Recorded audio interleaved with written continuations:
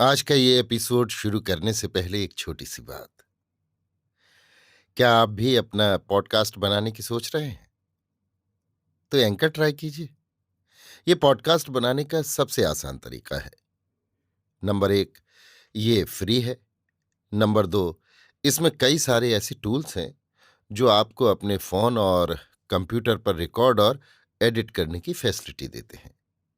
Number 3, आप अपने podcast को डिस्ट्रीब्यूट भी कर सकते हैं, जिससे इसे स्पॉटिफाई और दूसरे प्लेटफॉर्म पर सुना जा सके। तो डाउनलोड कीजिए फ्री एंकर ऐप या विजिट कीजिए anchor.fm पर अपना पॉडकास्ट स्टार्ट करने के लिए।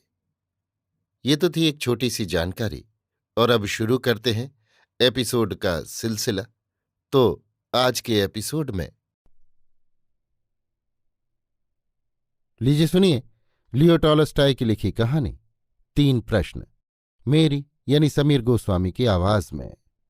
इस कहानी का रूपांतर और हिंदी अनुवाद किया है मुंशी प्रेमचंद ने। एक समय एक राजा ने विचार किया कि मुझे ये मालूम हो जाना चाहिए कि पहला, किसी काम को शुरू करने का ठीक समय कौन सा है। दूसरा, किन लोगों की बात सुननी चाहिए, किन की नहीं।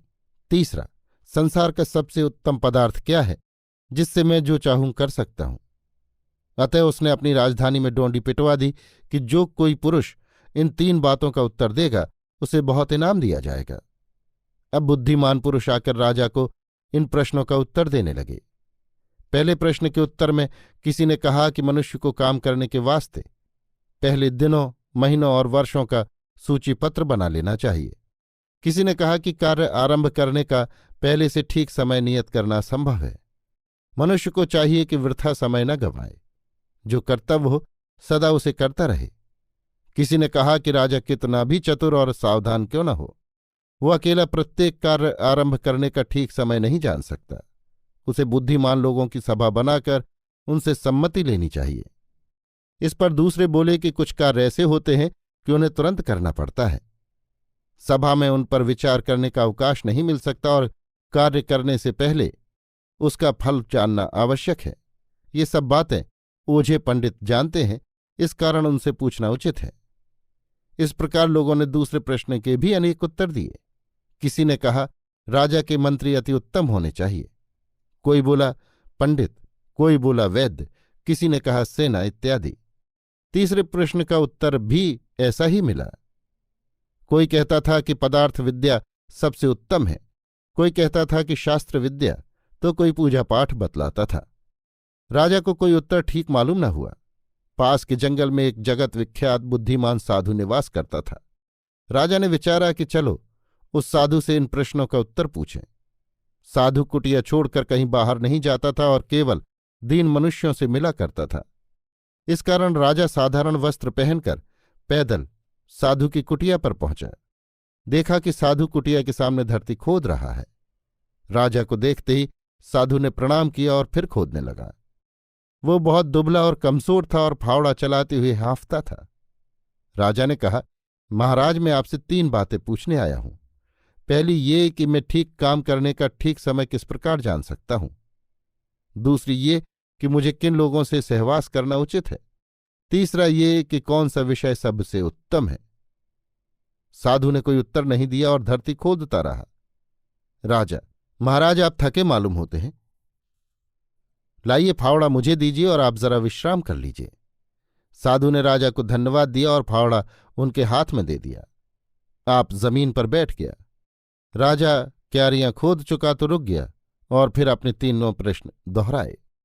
साधु ने उत्तर दिया हाँ, और फावड़ा लेने को हाथ बढ़ा दिया, लेकिन राजा ने फावड़ा न दिया और खोदता ही रहा, यहां तक कि सांझ हो गई। तब राजा ने फावड़ा जमीन पर रख दिया और बोला, महाराज, मैं तो आपसे अपने प्रश्नों का उत्तर लेने आया था। यदि आप कोई उत्तर नहीं दे सकते तो मैं लौट जाता हूं। साधु, देखो कोई भागा आता है। राजा ने मुंह फेर कर देखा कि एक दाढ़ी वाला मनुष्य जंगल की ओर से दौड़ा आ रहा है। उसने अपने पेट को हाथ से दबा रखा था और हाथों के बीच से रुधिर बह रहा था। राजा के पास पहुंचकर वो बेसुध होकर पृथ्वी पर गिर पड़ा। राजा और साधु ने कुर्ता उठाकर देखा तो उसके पेट में बड़ा भारी घाव पाया। राजा ने घाव को पानी से धोकर अपना रूमाल उस पर बांध दिया। रुधिर बंद हो गया। कुछ काल उपरांत मनुष्य को सुध आई। पानी मांगा। राजा ने तुरंत जल लाकर मनुष्य को पिलाया। इतने में सूर्यास्त हो गया। राजा साधु की सहायता से मनुष्य को उठाकर कुटिया में ले गया और वहां चारपाई पर लेटा दिया। घायल आदमी को नींद आ गई। राजा भी थक जाने के कारण तुरंत सो गया। भोर होने पर उठा तो घायल ने कहा, राजन, आप मुझे क्षमा कीजिए। राजा, क्षमा कैसे? मैं तो तुम्हें जानता भी नहीं। मनुष्य, आप मुझको नहीं जानते, परंतु मैं आपको जानता हूं। आपने मेरे भाई का धन हर लिया था। इस कारण मैंने प्रतिज्ञा की थी कि आपसे बदला लूंगा। मैं जानता था कि आप साधु से मिलकर संध्या समय अकेले घर को लौटेंगे। इस कारण जंगल में छिप रहा था। आपके सिपाहियों ने मुझे वहां देखकर पहचान लिया और मुझे गोली मारी। मैं भागकर यहां आया। यदि आप मेरे घाव न बंद करते तो मैं अवश्य मर जाता। आपने मुझ पर बड़ी दया की। मैं आपको मारना चाहता था, परंतु आपने मेरी जान बचाई। अब भविष्य में आपका दास बनकर सेवा करूंगा। आप क्षमा करें। राजा बड़ा प्रसन्न हुआ कि ऐसा घातक शत्रु सहज में ही मित्र बन गया। उसने अपने वैद्य को उसकी दवा करने को बुला भेजा और अपने नौकर उसकी सेवा करने के लिए बुलाए। उससे विदा होकर राजा ने साधु से कहा, महाराज, आपने मेरे प्रश्नों का कोई उत्तर नहीं दिया। अच्छा, प्रणाम, आज्ञा दीजिए। साधु, आपके प्रश्नों का उत्तर तो मिल चुका। राजा, मैंने नहीं समझा। साधु, देखो, यदि तुम कल मुझ पर तरस खाकर धरती न खोदते और शीघ्र ही लौट जाते तो ये मनुष्य राह में तुम्हें कष्ट देता और तुम पछताते कि मैं साधु के पास क्यों न ठहर गया।